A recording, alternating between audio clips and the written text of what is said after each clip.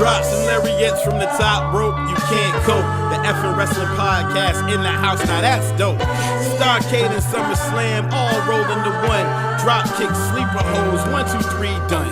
Whole mics like Mean Gene or Gordon Soley. I'm Ricky the Dragon Steamboat with that Crockett trophy. So listen closely as we approach the final hour in an instant. Hands raised, crowds phase without the time limit. F'N Wrassling podcast with that ultimate finish. Suplex, now you end it. Yes, yes. Ladies and gentlemen, enjoy the show. Let's go. What's up, everybody? I am JR. That right there is Chase, and we are joined today by Mr. Justin Credible on the F'N Wrassling. What's up, sir? How you doing? I'm doing great, guys. How are you all? Good, man. I am well and thoroughly excited to have such a wrestling legend on our humble little podcast. So thank you very much for your time, Mr. Credible. It's my pleasure, guys. I always like to talk shop with new people coming up in the industry. It's always good to just shoot the shit and see where everyone else is kind of at with the amazing way wrestling is now with AEW, Impact, everybody kind of working together. It's a unique time in the business. So it's fun. Days. Yeah, so it's very fun to talk and just get it all out there. It's cool. I enjoy it.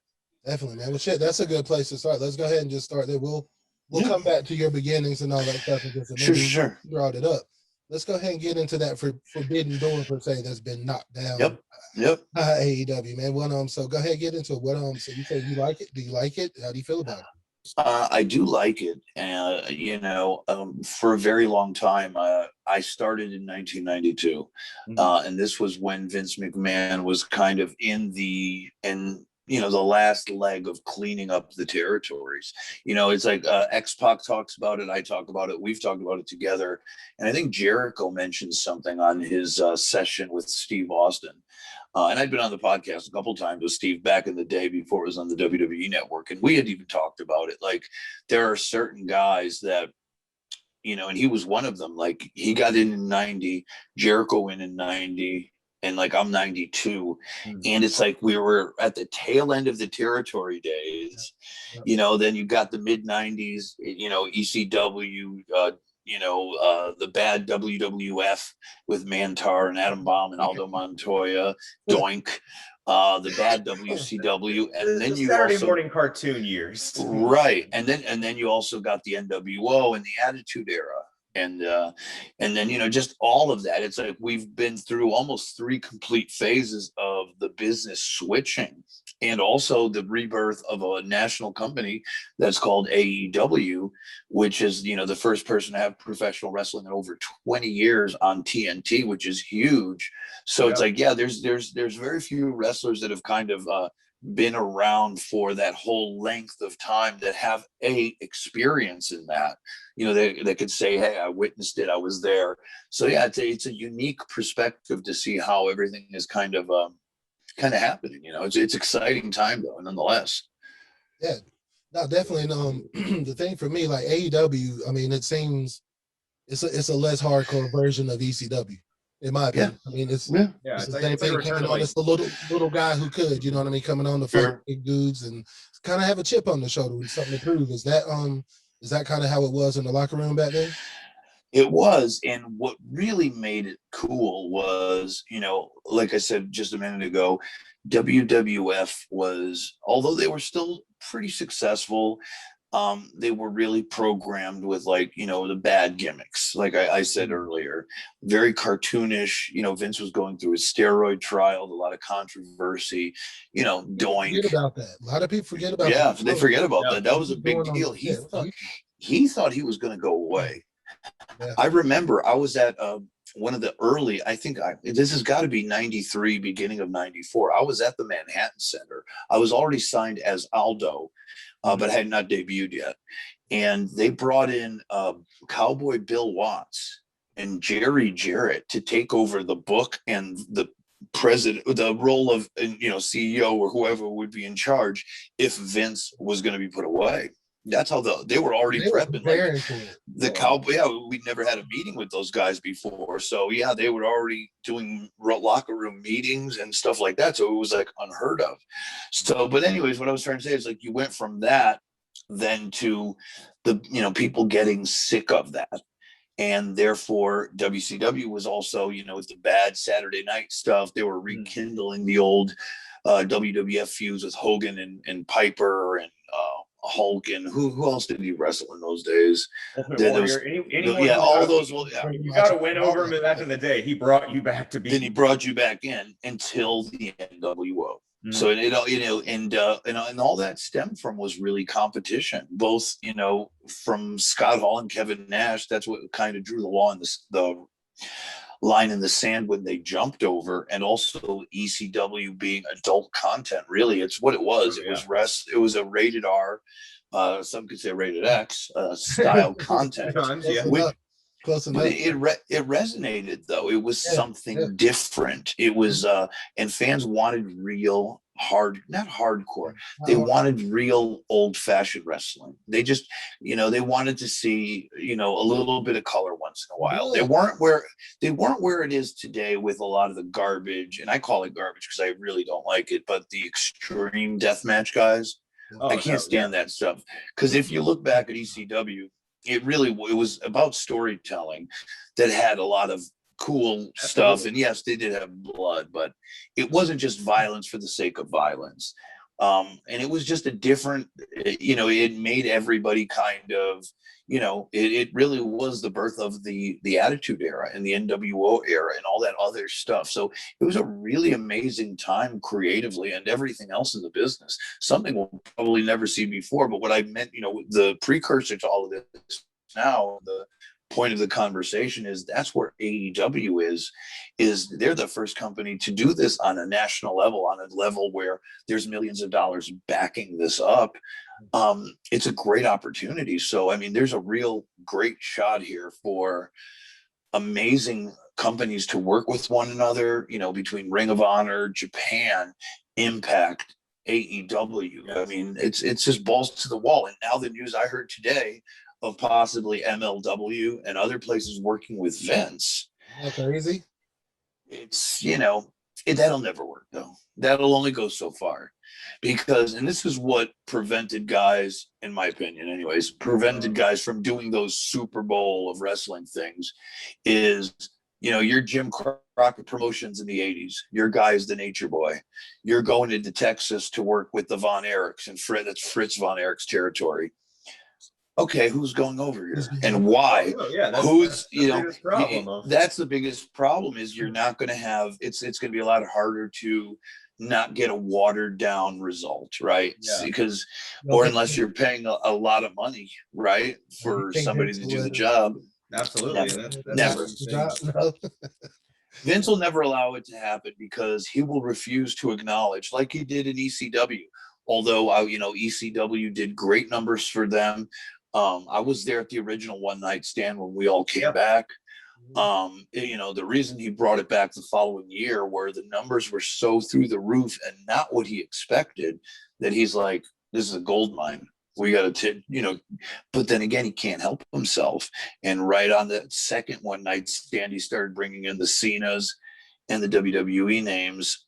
And the reason it all succeeded was ECW was, you know, they were that little company going against the corporate giant that was doing Doink the Clown and Aldo Montoya. And the same thing with Turner. They were what was like, you know, these guys, kind of where AEW is. Like you said, to your point, my friend, you know, AEW is like, you know, screw the shit that they're doing. We're what fans want to see. We're true wrestling.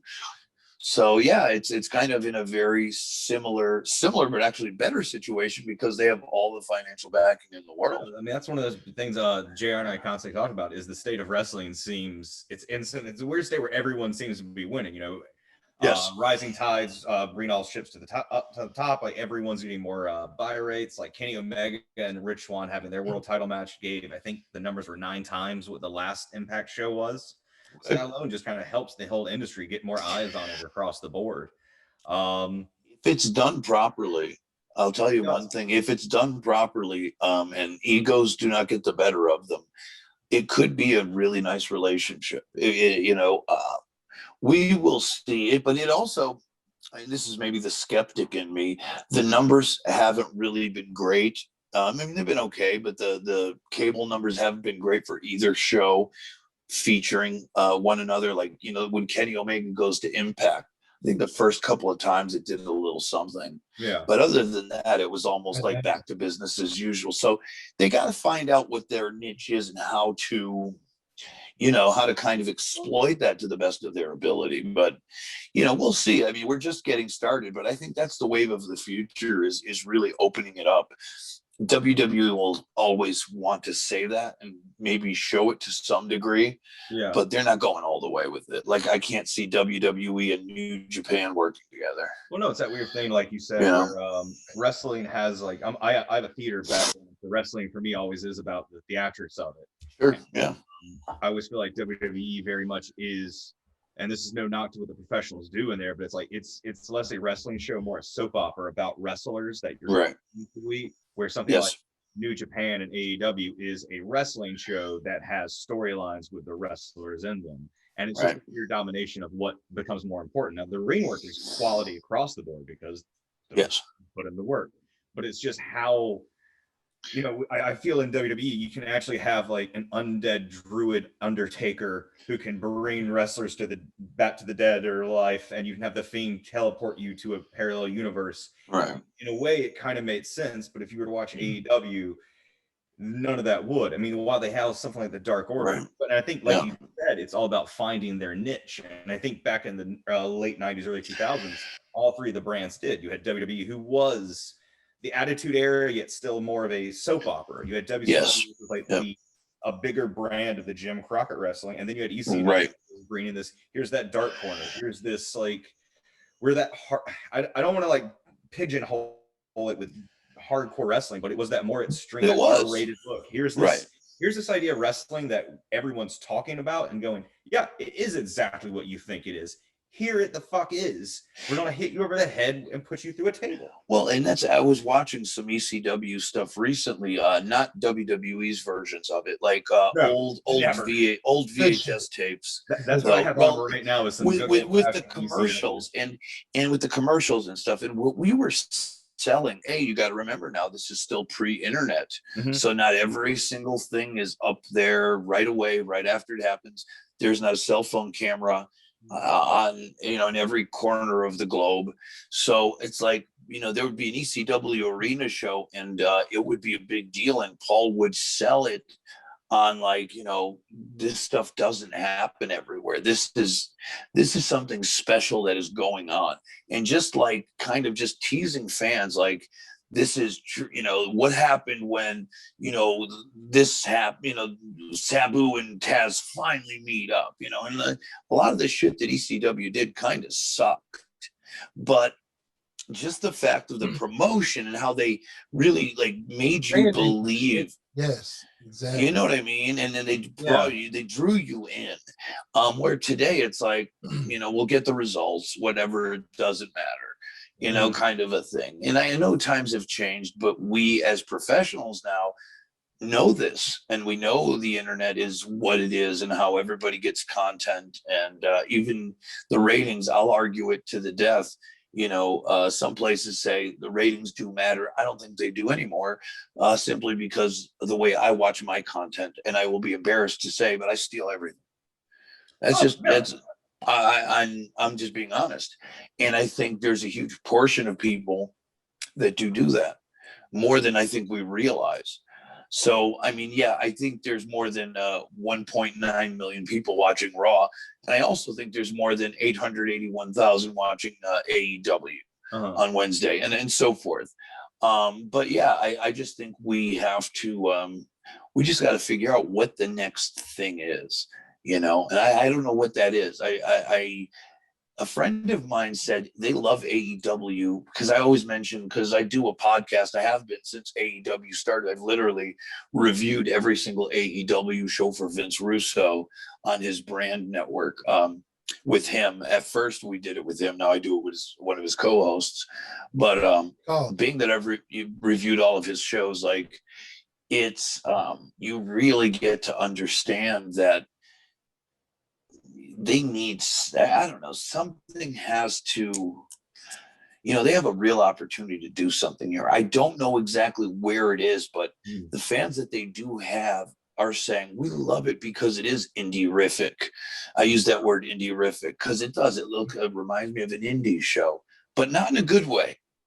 But the fans that really truly love it like that appeal of an indie promotion. And I'm like, I mean, if that's what TNT Wrestling has to do now, and I'm kind of being facetious. It's not all indie-rific. I would agree with you. They did sign the indies up a lot quicker than NXT ever has. A lot of guys. Like, look, the Dark Order bookended this week's show. I don't know when this will air, but the Dark Order opened the show with a pull apart.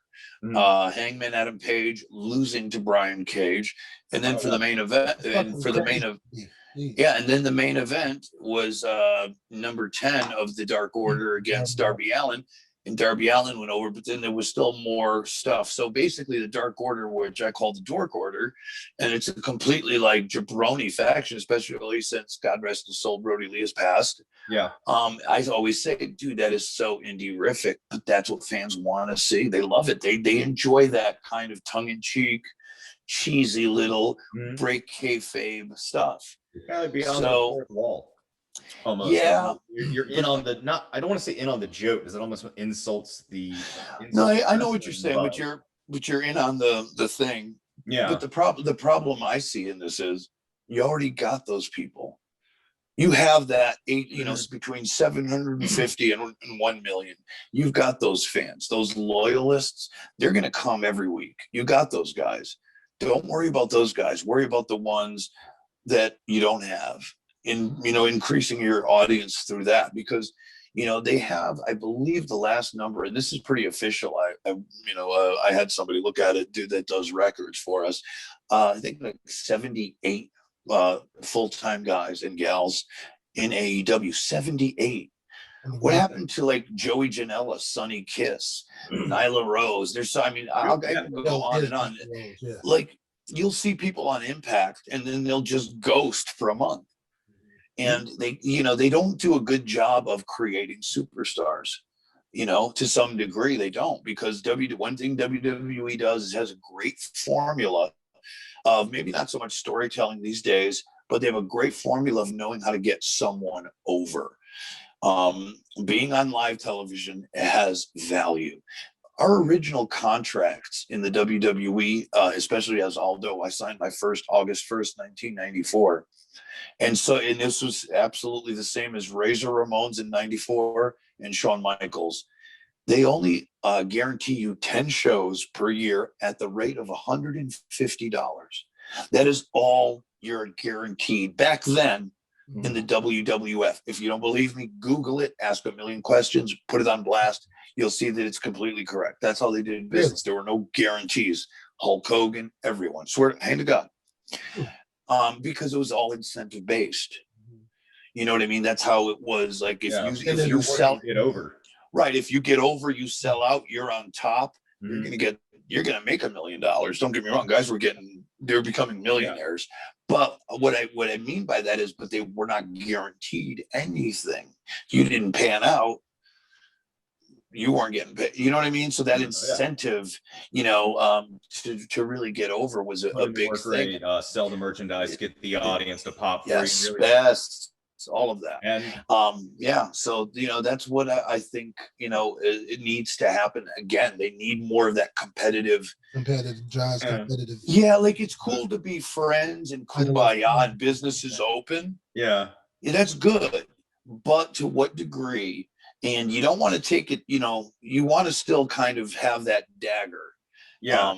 Because I loved Monday Night Wars for the reason of I didn't know who was going to show up on Monday Night Raw or Nitro, which makes it must-see TV, correct? Well, no. Even if you were flipping around, you knew you had to check it out, because if you didn't, fuck it, I won't watch it this week. Somebody was going to pop up. now everything is like, nobody's going anywhere. There's no contracts. Everything is so hammered down. Yeah. There's no surprises anymore. And then you can stand and have your phone and just go, oh, so-and-so won. Look at that moment. Right. Right. And I mean, I've tried. I mean, I'm bad at that at points. I try to like get back and like really try to watch and keep up the best I can. It's no one's fault too. I mean, look, the technology happens, life happens, the business changes. It's like, I can go back to the golden years of the NBA. I'm a huge NBA basketball mark. I grew up on Magic Johnson and Larry Bird, the Celtics and the Lakers in the 80s. That was like, the greatest rivalry ever. You're not going to see that today. And what I mean by that is it was just gritty and violent. They were fighting each other and, bench clearing brawls. Shit changes. And you got to just, you're not going to get that for very different reasons, but we're never going to see another Monday Night War. Not in this PC cancel culture. And another thing, and I want to know how you guys feel about this. John Paz, who is the guy that I do the AEW review show for Vince Russo's brand, he was talking about Penelope Ford. We were reviewing the match, decent match, whatever. And he was Chris Statlander. Statlander. Yep. Yeah, right. That's another whole thing. But he was afraid to put over Penelope Ford's beautiful looks because of our cancel culture today. And it's like, look, dude, pro wrestling is pro wrestling. We have a lot of amazing gals that can wrestle and out wrestle the boys. It's not what I'm saying. I'm just saying it's okay to sexualize men as well. Like, Shawn Michaels doing Playgirl. You know what I mean? Whatever. Like, he was a male stripper. Dude, it's like, it's okay to make a girl beautiful. And not feel bad about it. Like, they're making with Mandy Rose and Dana Brooke as a tag team. I mean, I saw them for WrestleMania. We're going, okay, so that's how we're dressing them. I see we're going back to the Attitude Era, but all right. We're so afraid of that. It's like, you have a beautiful girl. Guess what? Wrestling is a lot of young males. Who doesn't want to see a beautiful girl? When I was a fan, I used to love seeing the girl managers because they were beautiful and wearing like bikinis or dresses or this cool stuff. And yeah, they're great athletes. Like, don't get me wrong, I do not want bra and panty matches going on. Yeah. But it's okay to like. I come from the era where like the ECW cat fight was one of the coolest things, and it was like a guaranteed pop at all my matches because I always worked with a female, and it was a great tool to have Dawn Marie or Francine go out there and do the gimmick. But that should be okay because it is pro wrestling. It's not serious. It's a live action comic book. It's entertainment. And I think we just can't allow them to take pro wrestling fun away from us with this cancel culture, toxic masculinity bullshit. Because that's what it is bullshit. Because it's not, it's all in good fun. And I think we've forgotten how to have fun in wrestling, and everybody's too scared because we need the advertisers and, for that reason. Yeah. And it's hard to sell. Every year gets harder to sell, And I love that's entertainment in general. I mean, you just like, look how much film in general to stay within that entertainment topic. Right. Like comic books themselves have to like almost re-update just every couple of years just to like stay relevant within that self. No, let me go back, man, because you mentioned in '94 when you signed your first contract, you had to come in. So you mentioned how everyone's guaranteed 10 shows, $150 per show, and it's all about how much you get over, how much you sell your gimmick and your character. And I know, so you had been wrestling for a few years. You signed with the WWF at the time, which is the biggest company, even now to this day. And they give you the gimmick of Aldo Montoya, the Portuguese Man of War, and then they show you that costume. And I heard it was like actually pretty close to like you had the idea it was supposed to be a soccer-esque character, and then they give you this odd colored mask. How did you feel when you see something like that? And the idea is going, hey, I got 10 shows and $150 and it's my job to get over. Well, here's how it started. They pitched the Aldo thing. The reason they went with Aldo Montoya was business was bad in the States. It was the steroid trial era. And they were thinking for us to survive, business was always good in the UK. all throughout Europe, South Africa, South America. I spoke Portuguese. I am Portuguese, 100%.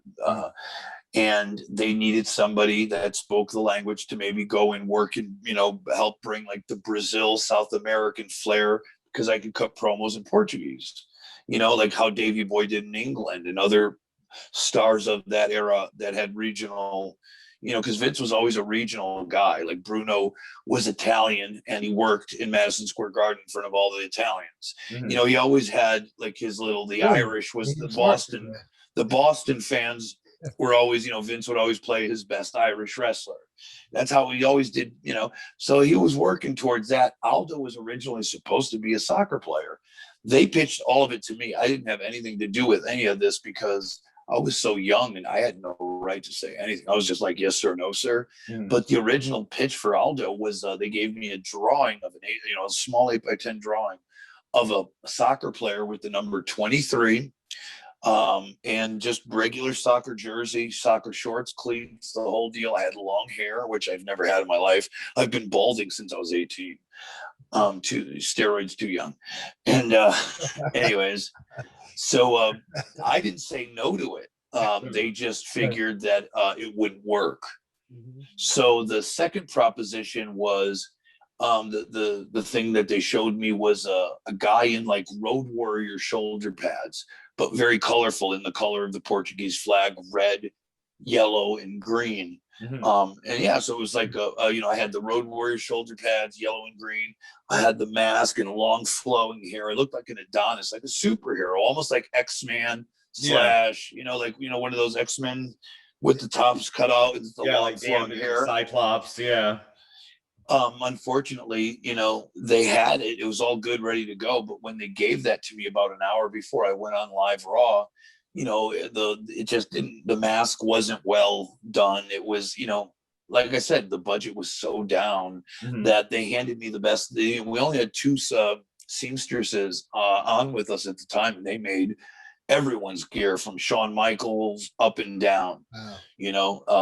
Yeah, so they did the best they could as fast as they could, and it ended up just being a cheap look. But Aldo itself was supposed to be like a badass warrior style character that didn't really come to fruition, Yeah. So back then, during the time, so when they were introducing a new character, why not introduce him a house show or anything? Why do you think they just went ahead and rushed it straight to TV and Raw? I just think they wanted to, again, please the foreign markets, trying to get out there as quick as they could, because Vince, like I said, it was very scared, because we were coming out of, like I said, my first contract ever I signed when I was 20, and it was August 1st, 1994. That's how far we're going back. And I wasn't even Aldo yet when I was PJ Walker. We were doing the B towns. They had the A towns and the B towns. The B towns were in high schools, and it would be the IC title match. It would be like Razor Ramon against Tatanka or something like that. And then I would be like opening match against Diesel in those high school B towns. Like they were trying to give me experience. Like there was no NXT or anything like that. So that was like the opening match on the B towns were your performance. Like Brooklyn Brawler, I got to work with a lot and stuff like that. So yeah, when they finally gave me the gimmick, I was very inexperienced, but they were just trying to hit quick and just to have something stick, because the numbers in those house shows were very poor. I mean, I guess Madison Square Garden was doing $60,000 to $70,000 in ticket sales. Like I don't know how many tickets that was. It doesn't matter. We don't go by ticket sales. You go by the number, like the actual amount of money. Like the Garden was always a couple $100,000 in the good days. And during the 94 through 96 era, before Stone Cold, they were doing 50 to 60 grand money, tickets sold at the Garden. $50,000 is nothing. I think the Garden costs that to rent. So you're losing money, you know what I mean? Yeah. And like I said, we were getting paid per percentage. So there were times, I remember this, I'll never forget it, and I'll tell you this, and I don't tell this very often. I was on this was an A-Town. The main event was Bam Bam Bigelow versus Sid Justice. 1996 for the world title. Sid had the belt. Sid had the belt. And it was a main event, and it was a cage match. All of us, it was like a couple hundred people showed up, and I took a $200 advance, because you're given a $200 draw for food expenses, hotel, rental car, whatever. So at the end of the week, you go home. I got the check. Instead of getting a check, because you normally, like I said, you get $200, then you get, after they tally up the tickets against expenses, you get the remainder of whatever your place on the card was. I got you owe the office $50. Shit. So after wrestling that night, I took a $200 draw. I owed WWF $50. I only made $150 that evening. Damn. And not only I did that, that's what Bammer got paid. That's what Sid got paid. Everyone on the card made $150. So that's how bad business had gotten. That's insane. And just the lifestyle. That's a straight up shoot, dude. Yeah. Straight up shoot. I can't make that shit up, I mean, it was crazy back then. And you guys lived way. It was like the last of like the traveling circus in a way was professional wrestling. It was, yeah. The way you guys had to live. It's so we were cowboys, dude. That's why I laugh at these kids, that get these great deals and they're making all this money. And I mean, I remember Scott Hall coming to me when he was the IC champion, like when he beat Sean for that infamous ladder match. Yeah, at SummerSlam. Scott and I were traveling a lot together, and Scott's like, PJ, I can't sleep at night because I just bought my new house, and like I hear like the lights turning on and the buzzing and the air conditioning. I'm like, what are you so worried about? He goes, well, like his bills were a little more than what he was getting, and he was only getting, believe it or not, in that era, $250,000 a year. That year he was like the IC champ, WrestleMania 10. That was his year. That was the shit. That was Razor Ramon's year. Yeah, that was he made listen to this. He made $250,000, and then he has to pay taxes on that money. Oh yeah. So what do you think he's really making? I made 75 that year. But at the end of and I have to pay my own hotel, my own food, and my own rental car. So, and then they do this almost on purpose because you get to a point where you're losing money. You can't afford to pay taxes. So then the older wrestlers have the IRS coming at you. You may have a year or two that are good. At least back then, that's how it was. It's not like that today. Thank God. Thank God it's not like that. But back then, bro, so many of that's why like Flair got in trouble, and a lot of those guys, where it was crazy, dude. So much crazy, unfair shit. You have no idea. That's one thing that actually got me back into wrestling, was just learning about shoot interviews and just hearing the stories of these characters that I respected so much as a kid growing up and watching and going, wow, that was right, yeah, road and what it was, and just so much more respect was formed for the craft of professional wrestling off of that. Yeah, it was crazy, dude. It really was. And I can't imagine, like, I don't want to jump forward, man. Just like as Aldo, you had some really great rivalries, man. They threw you against Ted DiBiase to go into the million dollar industry. You went against Jeff Jarrett and the Roadie. I mean, those are some cool rivalries for that time period. To go against. Yeah. I mean, I was very, very lucky because like Vince liked me. He liked my ability. So I just think like there were always opportunities for me. I just was so young, and he didn't really have, like, I don't know. It was just like it was either me or 1, 2, 3 kid in that little baby face spot. Like, he wasn't going to put the belt on me. But I remember going over that night for, I think Jeff Jarrett gave me a non-title match. Mm-hmm. And then, after I beat him, gave me a title match like the week after on Superstars. That's going back to the old days. Old school days there. Yeah, but like that's just how it was, It was, everything was so fast forward. And like I said, there was no performance center. I was a couple years in the business, so young. Yeah. It's learning on the fly, pretty much. Of going, hey, literally, yeah. Yeah, I guess let's just try it. Yeah, literally, So yeah, man. So when you got out of the WWE, man, you moved on to ECW. Yeah, it was initially Eastern Championship Wrestling. You started when it was. Were you there when it was Eastern Championship, or when it was actually Extreme? Yeah, Extreme already. Okay. That was I got there in October of '97 is when I got there. Mm-hmm.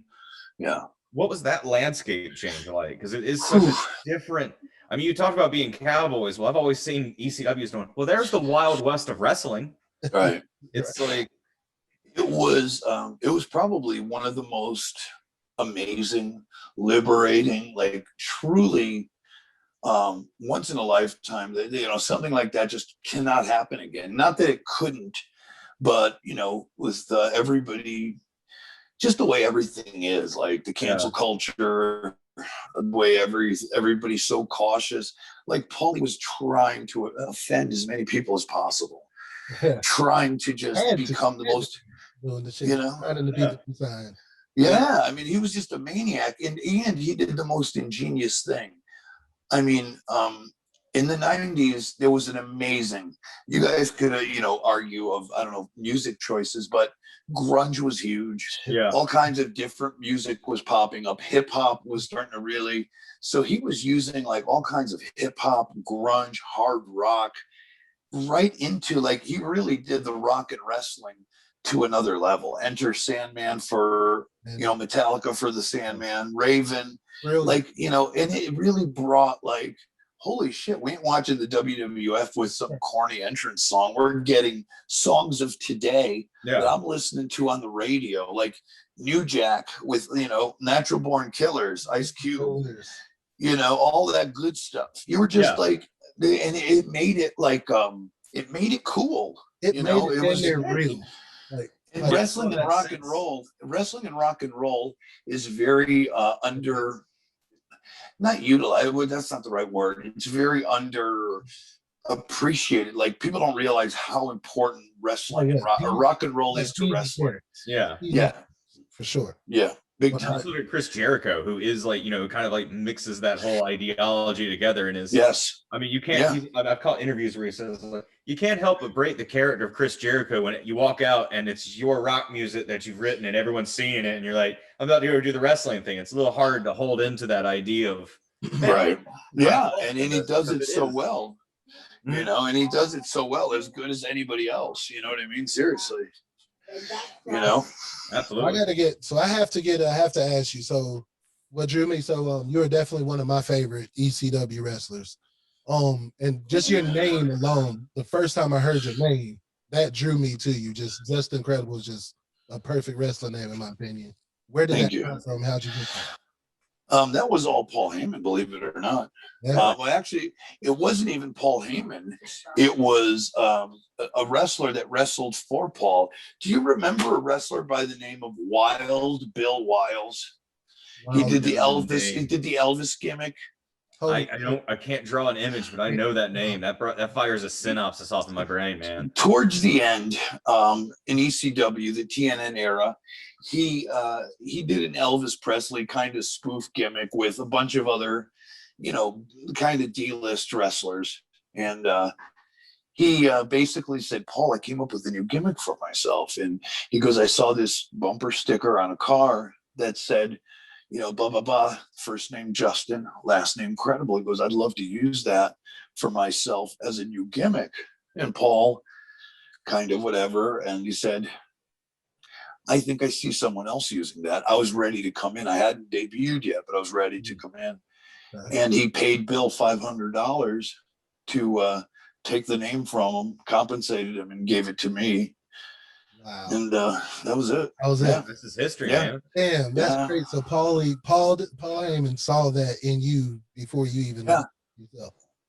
Yeah. That dude absolutely. That dude, like, I just hear. Oh, he's ridiculous. I mean, he's ridiculous. Like, he really had his pulse on the business. I mean, nobody to this day knew professional wrestling like Paul. I mean, where are you guys from? Let me ask you this real quick. North Carolina. We're both in North Carolina. Yeah. Okay.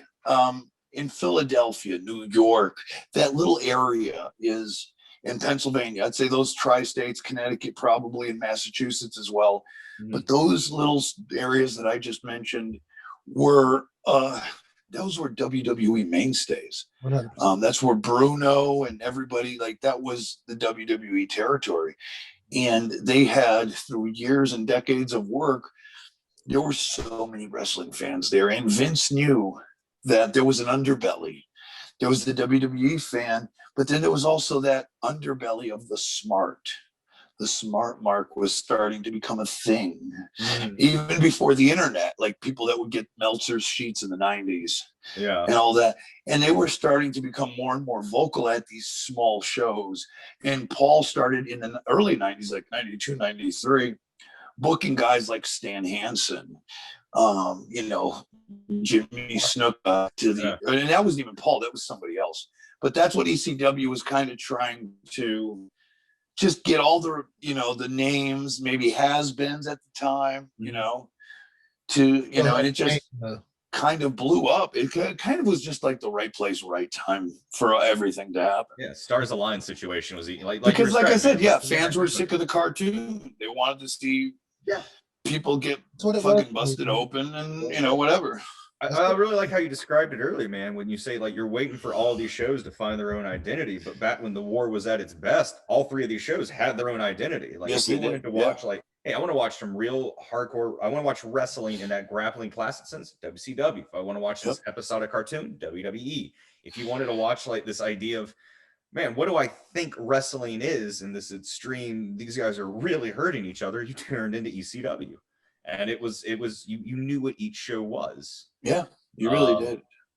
You really did. So was it such a change in style when you got there though? Because there is a harder hit. No, really. And it wasn't, and this is, I hate to say it because I almost killed the gimmick, but it wasn't as bad as people think. It was as much of a work as it was. I would say that in the WWE, being that it was a lot more money at stake, they hit harder in WWE than in ECW. A lot of, maybe not with me, maybe with me. Maybe a lot of the other guys kind of took it differently. The younger talent got hit a little harder, but my stuff was always a work. And Dreamer taught me that, and Sabu taught me that. One time I had a hardcore match, not a hardcore match, it was a barbed wire match where it was called Stairway to Hell, where Tommy Dreamer and I had to fight over a spool of barbed wire hanging over the ring. You know, you got to climb the ladder to get it, then you can use it. Just sounds terrible. Like that alone just doesn't sound like anything that would be fun. Well, the whole thing was we're sitting there talking over the match, and Dreamer has a pair of what do you call it? Clip, like he was clipping the barbs. Oh yeah. And I'm like, Tommy, what are we doing? He goes, bro, this is a work. He goes, Sabu and Funk did it for real. He goes, now the fans expect it for real. They're not going to be examining how close you know what I mean? Yeah. It's like those guys did it for real. They said, it's like they did us the favor, please and thank you. But now the fans aren't going to know if the barbs are there or not. No, it's about the illusion of it, you know. Right. Like it just takes somebody to do it for real the first couple of times. And then it's like, once it's established, like, bro, WWE was a lot harder physically than ECW. Let me just say that. Doesn't mean I worked harder in ECW. I worked more passionately and gave my all, but in a different creative / athletic way. Not necessarily getting my ass kicked. Like it was just great. It was the best working environment. It was actually really cool, man. Revisiting a lot of ECW shows and going back, like you were like the heel. You were like the big bad guy of that whole I mean, it was always a breakdown between like different factions, different villains, but you were like the bad guy. Yeah. And that was like really cool to go back. Because you were always one of those guys I remembered, but it was like I didn't quite know how to place wrestlers back when I was watching a lot of ECW. So revisiting, I was like, oh man, you're like the lead villain. The funny thing, man, you had the entourage with you.